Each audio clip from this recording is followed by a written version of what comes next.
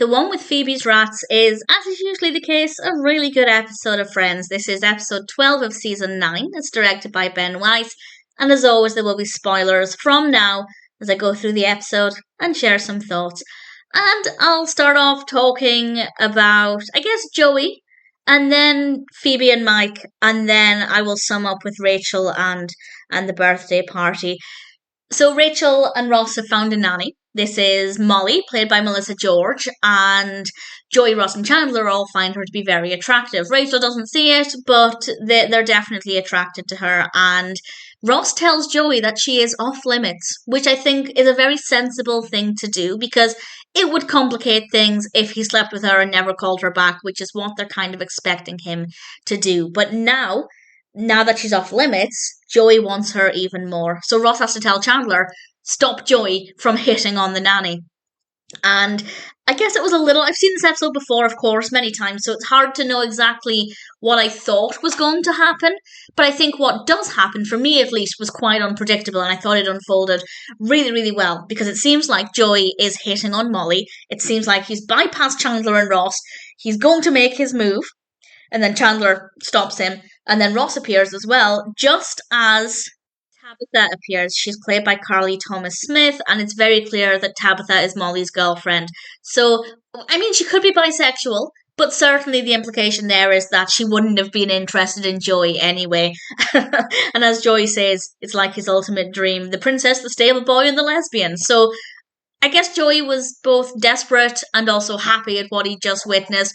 As I said, I feel like that outcome probably would have been quite unpredictable. I really don't remember the first time I saw it, but I really liked how everything unfolded. I think it's a decent part of the narrative.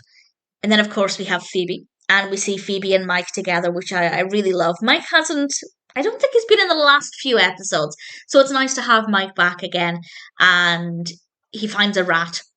And of course, this isn't just any rat.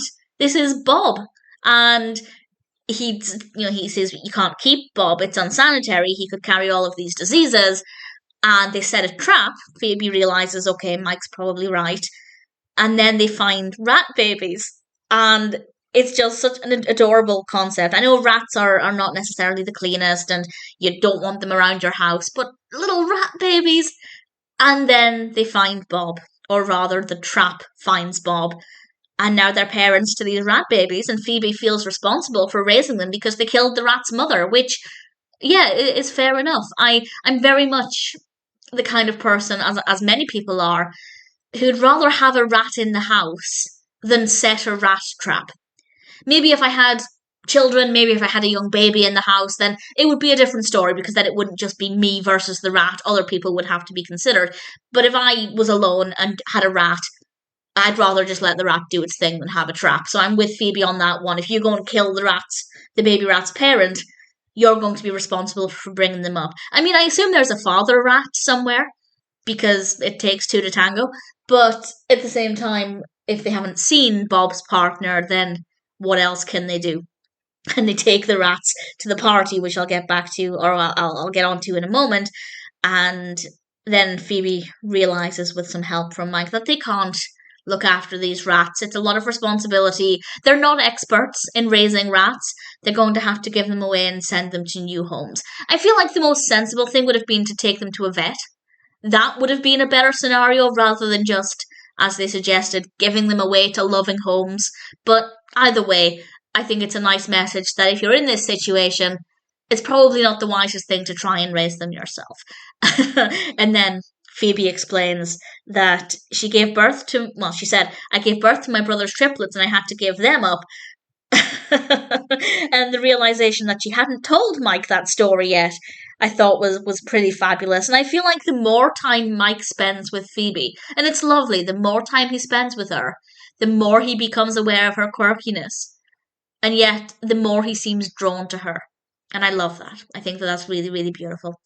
And then we come to Rachel and her party. It is, of course, her birthday. She goes to work. She tries to apologise to Gavin. Gavin's still not being very nice. They have this kind of tit-for-tat rivalry going on.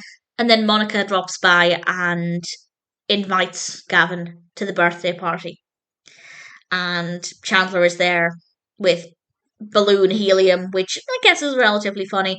I would never recommend doing it. I don't think it's safe, but in the moment, I guess it's funny.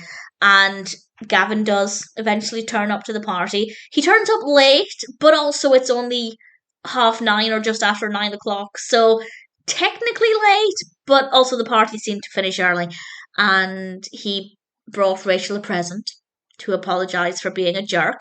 And this is the first time we really see the softer side of Gavin. We saw a little bit of it in a previous episode when he offered to look after Emma so Rachel could do a presentation. Now we really see him being, I guess, just one-on-one Gavin and a potential love interest. We get to see this other side of him. He gives Rachel this scarf. It's a really nice scarf. And then he kisses her. And we do see this nice, romantic, potentially likeable side of Gavin. And then Ross sees from his apartment. And on the one hand, because Gavin kissed Rachel, I don't think it's a big issue. But we also need to remember that just after Rachel had Emma, she and Ross discussed them giving it another go. They discussed that they would discuss giving it another go. They didn't make any concrete plans, but at the same time, I guess in Ross's mind, that was something that he thought was going to happen.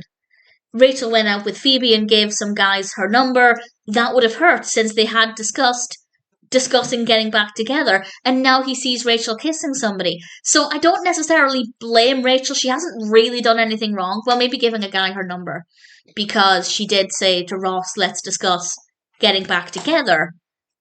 So either she's forgotten that, or she's still planning on doing that while entertaining other guys. But as I said, with Gavin, he kissed her. So yes, that would hurt for Ross to see, but in the moment, I don't think Rachel did anything wrong. But at the same time, you don't discussing getting back together with somebody and then go around kissing other people. So for Ross, that's going to really sting. And the audience's reaction as well when they realised Ross saw was quite powerful. I don't mind it when a sitcom isn't filmed in front of a live studio audience, as long as it doesn't use canned laughter. I don't want that. But I love audience reactions. I think they're so brilliant. And in that moment, it was quite powerful. I can understand Ross being very hurt. So I think it's safe to say the one with Phoebe's rats is a pretty great episode. Nothing too significant happening here. We get to know Gavin a little bit more. We get to spend more time with Mike and Phoebe. And all things considered, I'd say it's a pretty solid episode of Friends. Is there anything about this that I don't like? No, nothing at all. And also, of course, the story with Molly I thought was fascinating and probably unpredictable. But shame on Joey as well. I think that needs to be recognised, that Ross set a clear boundary and Joey basically said, I don't care what you want. I feel like Joey has enough self-control that he would put Ross over a potential date. I don't want to say a potential one-night stand. Maybe he would fall in love with her and be married and everything would be amazing. But it doesn't matter because Ross said no. But Joy didn't care, so shame on him. But everything else, really great. Definitely a solid episode of Friends.